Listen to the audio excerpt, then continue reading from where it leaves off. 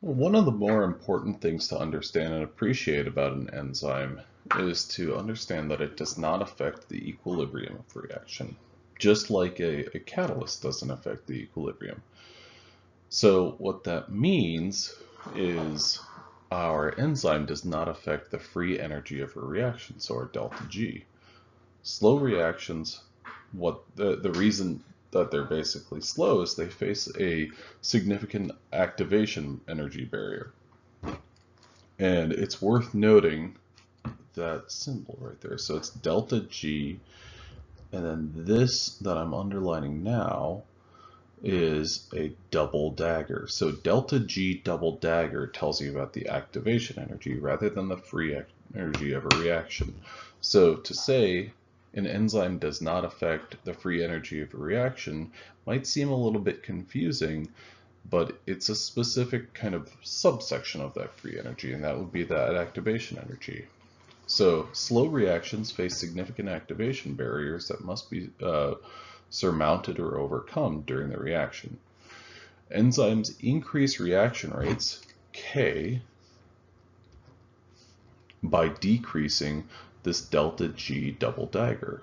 Okay, so this right here, this K value is going to go up because this goes down.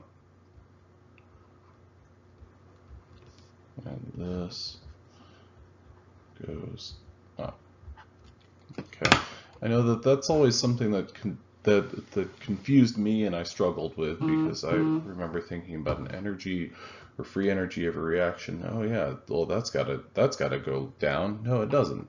It's specifically the energy barrier or the activation energy barrier. Okay, so this really just kind of stresses the value of understanding how much an enzyme can speed up a reaction.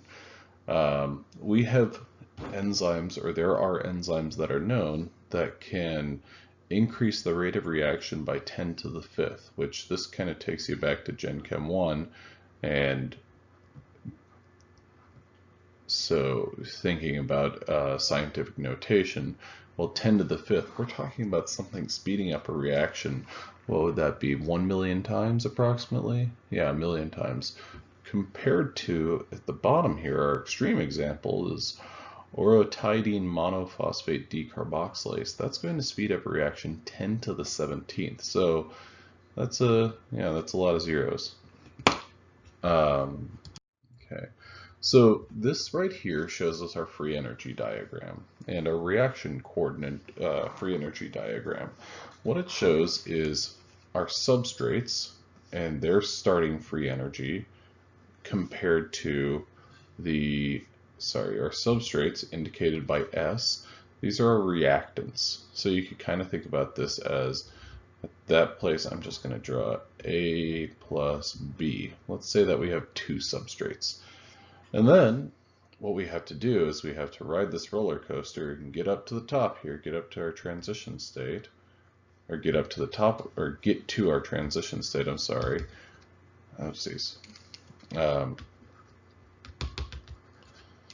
We have to get to our transition state, and then our reaction can take place, and we get all the way down to our ground state. So what we've got to do is get to, sorry, my stylus is being kind of funky. Okay, so we've got to get to there, and then we can get all the way down to our ground state. So it's a pretty dramatic move, and the way that this can be displayed is our delta G double dagger. That shows us our activation energy getting from our substrate to our product. And then delta G double dagger is the total free energy change from our product to our substrate. So if we're going backwards or forwards. So this that I'm labeling A is the forward reaction and B is the reverse reaction. And delta G naught prime is simply the free energy change of our substrates to our products. Okay, so essentially what an enzyme is going to do is it's going to change the free energy of our transition state, that delta G double dagger. Okay, so what that is going to do is we've got delta G double dagger uncatalyzed. So think about this as the reaction or reactants, but no enzyme. Whereas delta G double dagger catalyzed is reactants plus enzyme.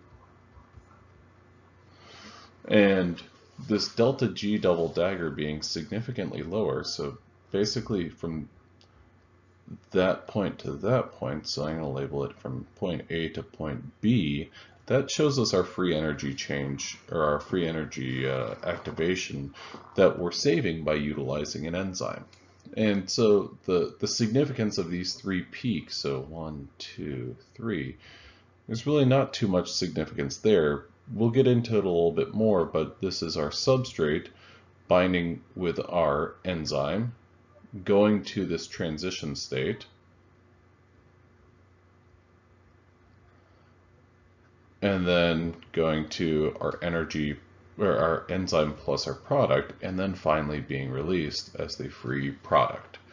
So that's kind of what we're seeing. That's why we have those different peaks. I don't want you to lose sight of, well, what is happening is we've got to have our enzyme bind to our substrate and then get to this transition state, that double daggered position. Now, how is that delta G double dagger going to be lowered?